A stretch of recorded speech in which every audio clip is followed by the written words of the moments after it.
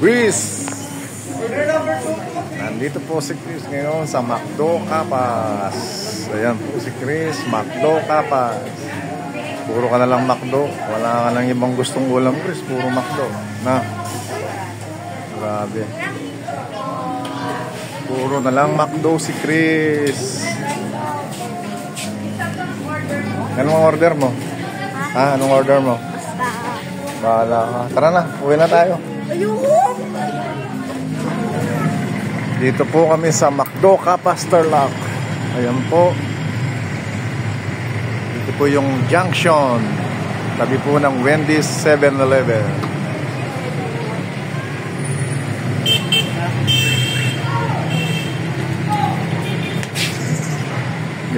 Wow. Ito po yung 7-Eleven ng Capas. Tabi po siya ng Wendy's.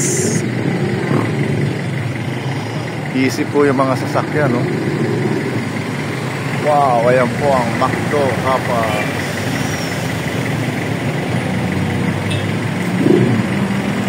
McDo Capas.